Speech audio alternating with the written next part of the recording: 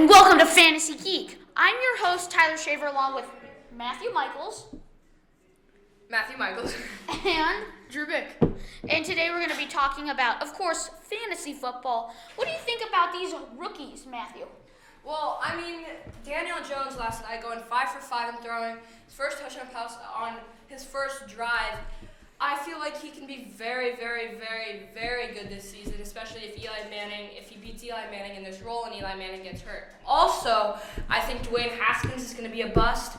He is, as a rookie, he threw 2 interceptions last night and is just not looking good for the Redskins, even though I think he is going to start because Alex Smith won't get a start. And lastly, I think that Kyler Murray can definitely do something. Even though he only went for 5 for 6, he didn't really advance the ball that much. I feel like because he's going to get the role, he's going to be the starter quarterback, I feel like he can do something big. And lastly, though this doesn't really have to do anything with fantasy, Nick Bosa is going to be a very good rookie for the 49ers. That's crazy. Daniel Jones going 5 for 5, getting a touchdown. I think that he showed a lot of his potential, even though it's just the preseason. How do you think he did? I agree with pretty much everything Matthew said. He did steal my last point with Nick Bosa. He is a specimen at the defensive end spot. He is going to be a problem for offensive tackles. I agree with Daniel Jones. He had a great first drive last night. We got to see more from him, though. We saw a great first drive, but he needs to keep expanding on that. And I do think Dwayne Haskins is going to be a bust. I like that prediction. Do you think that there's going to be any other sleepers in fantasy? Yeah, in fantasy. This is kind of strange. I think Austin Hooper, the tight end for Atlanta Falcons, is going to be a sleeper. Most of the defenses playing against Atlanta are looking on the outside of Julio Jones, Calvin Ridley, and Mohamed Sanu. So that opens up the middle for Austin Hooper to get his receptions. He got a great QB throwing to him. One guy that I really like is Baker Mayfield. He has Odell Beckham and Jarvis Landry on his wide receivers. I think that he could do really great. What do you guys think about the holdouts? Well, I'm going to get to the sleepers and busts of just regular fantasy. Yeah. But I'm going to have to agree with Tyler on this one. I really think that Baker can do something. And last night he showed a really good spark throwing a touchdown to Rashad Higgins. And I feel like with Odell Beckham and Jarvis Landry both on his wideout, or Odell as a wideout, Jarvis in the slot, I really think that he could do something. Another one of my sleepers is Mike Williams of the Chargers. Keenan Allen is a strong wide receiver, but I think Mike Williams is going to be the main touchdown threat when they come to the red zone.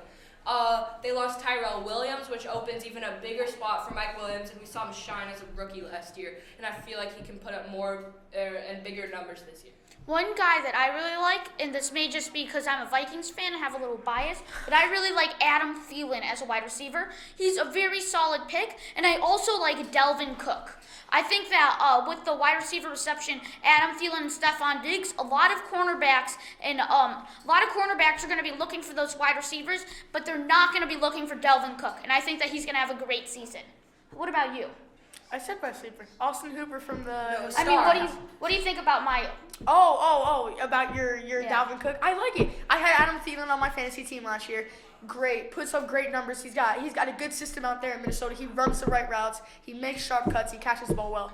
Dalvin Cook, he was injured last season, right? Yeah. So we'll see if he can bounce back from that injury this season. But I'm looking forward to seeing him play. Another thing is actually a star that I think is going to shine is Saquon Barkley. Yes, we saw him be insane last year. The number 1 running back that last year in his rookie season. I can only imagine what he's going to do in his second season. I see big numbers for him. One thing that I'm going to call for a bust, is going to be Kirk Cousins. I think that he's very overrated. And another bust that I'm going to be looking out for is the Vikings' defense. I do not think that they're going to have. I do like their defensive line, but I just have something. I just feel something. And you're biased. Yeah, and I'm biased. What do you think about you're a Cowboys fan? What do you think about Ezekiel Elliott holding out? Well, this is the last topic, but I really think that Zeke is going to get his contract. He is the star player for the Cowboys, and I really think that he can put up big numbers when he gets his contract. Jerry Jones is just milking it so that Zeke feels that he's not going to get his contract. But the Cowboys have enough money to pay Zeke, and Zeke is their star player, and they are smart enough not to lose him. What do you think about Melvin Gordon holding out? Melvin Gordon is a huge piece of the Chargers offense. The Chargers are going to need him. And he's one of the top running backs in the league. So if you're the Chargers GM, you got to give this guy the money. The money that he deserves. And do you think that you can relate those two holdouts to Le'Veon Bell? I can. Yeah, Le'Veon Bell wanted the money, and obviously in football there's no guaranteed money due to injury. But Le'Veon Bell wanted his money. He didn't get it. He held out for the whole season. Now he's on a new team. Fresh start for him. Well, that does it for fantasy football geeks. I'm Matthew Michaels. I'm Tyler Shaver. I'm Drew Bick. See you next time.